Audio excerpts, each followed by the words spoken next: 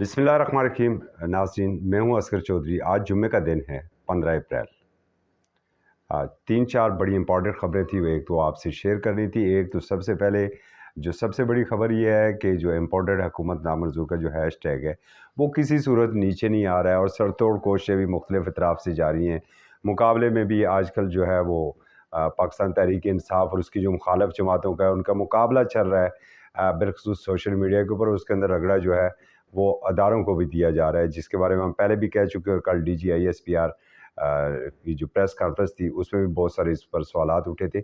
इसके ऊपर बात करेंगे। इसके साथ पाकिस्तान तहरीक इंसाफ के चेयरमैन इमरान खान साहब ने एक मैसेज चलाया है फंड रेजिंग का, उसके ऊपर भी बात करेंगे। साथ ही अफसोसनाक वाक़या फिर पेश आया शुमाली वज़ीरिस्तान में, जहाँ पर दहशतगर्दों के साथ मुकाबला करते हुए हमारी अफ़वाह पाकिस्तान के 7 जवान धरती माँ के ऊपर कुर्बान हुए हैं। और इसके साथ कौमी असम्बली के स्पीकर के इंतखाब के लिए कागजात नामजदगी का जो वक्त था उसमें किसी दूसरे उम्मीदवार के कागजात ना आने से पाकिस्तान पीपल्स पार्टी से तल्लुक़ रखने वाले साबिक़ वज़ीर-ए-आज़म राजा परवेज़ अशरफ बला मुकाबला स्पीकर कौमी असम्बली मुंतखब हो गए।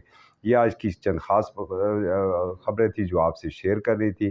कल जो प्लान किया गया है पाकिस्तान तहरीक इंसाफ की जानब से एक बड़े जलसे के, जो कि गो के हो तो रहा है मज़ार कायद के ऊपर, मगर उसकी तैयारियां हैं पूरे पाकिस्तान में। उसके हवाले से क्या हिकमत अमली अपनाई गई है, इसके ऊपर भी थोड़ी सी रोशनी डालेंगे। तो बात करेंगे सबसे पहले जो ट्रेंड चल रहा है इस वक्त ट्विटर के ऊपर। करोड़ों लोग उससे अंगेज हो चुके हैं। वो ट्रेंड था इम्पोर्टेड हुकूमत नामंजूर, और इसके ऊपर बड़ी कोशिश हुई कि किसी तरीके से ये ट्रेंड नीचे आ सके। मगर जो सोशल मीडिया सेल है वो ये कहने में बिल्कुल कोई आर महसूस नहीं करनी चाहिए कि पाकिस्तान तहरीक इंसाफ का जो सोशल मीडिया सेल है वो बड़ा स्ट्रॉन्ग है और बड़ी तेज़ी के साथ वो अपने ट्रेंड को मुसलसल प्रमोट कर रहे हैं। और इस वक्त जो है वो एक मोहतात अंदाजे के मुताबिक करोड़ों लोग जो है उससे अंगेज हो चुके हैं। गो कि उसके मुखालफ में भी जो कुछ ट्रेंड चलाए गए हैं, मगर उन्हें इस हद तक पजीराई ना मिल सकी जो इम्पोर्टेड हुकूमत नामंजूर वाले ट्रेंड जो है वो सोशल मीडिया के ऊपर चल रहा है। बदकिस्मती से हम इसे कहेंगे कि इस इन्हीं ट्रेंड्स के दौरान जो है वो अदारों को बिलखसूस अफवाज पाकिस्तान को, आला अदलिया को भी शर्मनाक अंदाज में निशाना बनाया गया है। और जिसके ऊपर आज ही बल्कि मैं देख रहा था ABP जो न्यूज़ है इंडिया का, और जो प्रोपेगेंडा इंडिया हमारे इन सोशल मीडिया ट्रेंड्स के ऊपर कर रहा है। और फिर जो 9 अप्रैल की रात थी उस हवाले से जो एक मगरबी ख़बर रसां एजेंसी ने जो एक ख़बर दी थी वज़ीर-ए-आज़म हाउस में हेलीकॉप्टर उतरने के हवाले से, उसको लेके बहुत ज़्यादा प्रोपेगेंडा जो है वो इस वक्त इंडियन मीडिया कर रहा है उस रात के हवाले से। और मुसलसल ये जो ट्रेंड चल रहे हैं इस वक्त, उनका तो बड़ा फेवरेट सब्जेक्ट ये बन चुका है, चूँकि ना समझी में कम अकली में कम फहमी में हम जो है अपने अदारों के दुश्मन हो चुके हैं। इस हवाले से कल DGISPR की जो प्रेस ब्रीफिंग हुई थी उससे बहुत से सवालात उठे थे और उन्होंने बड़े उन सवालात के मुफस्सल जवाबात भी दिए थे। कुछ उम्मीद ये भी है कि अदारों ने भी इसके ऊपर जो है वो कुछ कार्रवाई का आगाज़ कर दिया है। पाकिस्तान तहरीक इंसाफ है, उसको ये शिकायत ये थी कि उसके कारकुनों को, सोशल मीडिया एक्टिविस्ट को हरासा किया जा रहा है, जिसके ऊपर एक कानूनी टीम भी तश्कील दी गई थी और इस्लामाबाद हाई कोर्ट से रुजू भी किया गया था। पाकिस्तान तहरीक इंसाफ के चेयरमैन जनाब इमरान खान साहब ने आज नामंजूर.com के नाम से एक वेबसाइट का और उसमें बिलखसूस ओवरसीज़ पाकिस्तानी जो हैं उनसे अपील की है कि वो इसमें अपनी फंडिंग करें।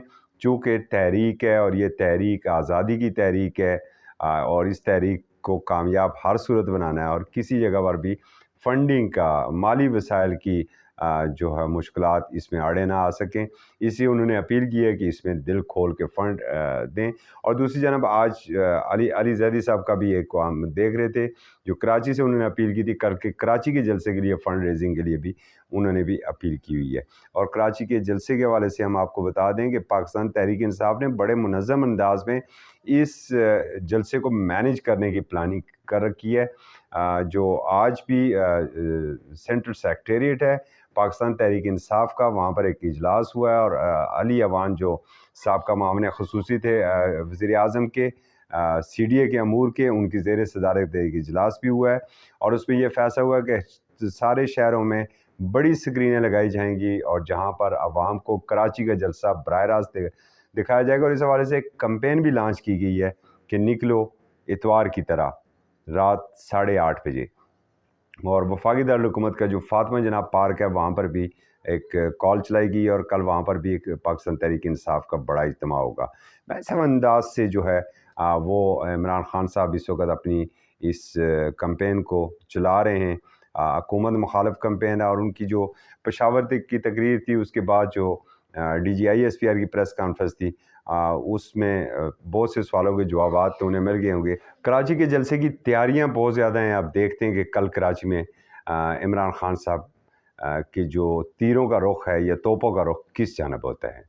دوسری جانب ہم بات کریں قومی اسمبلی سیکریٹریٹ میں، تو اسپیکر کے کاغذات نامزدگی جمع کروانے کی آج آخری تاریخ تھی، اور اس پہ صرف جو ہے وہ پاکستان پیپلز پارٹی سے تعلق رکھنے والے راجہ پرویز اشرف جو سابق وزیر اعظم پاکستان ہیں، انہوں نے کاغذات نامزدگی جمع کروائے۔ ان کے مد مقابل کسی بھی امیدوار کے کاغذات نامزدگی جمع نہ ہونے کی وجہ سے وہ بلا مقابلہ اسپیکر قومی اسمبلی منتخب ہو چکے ہیں، اور کل ہفتے کو 12 بجے قومی اسمبلی کا اجلاس بھی طلب کیا گیا ہے۔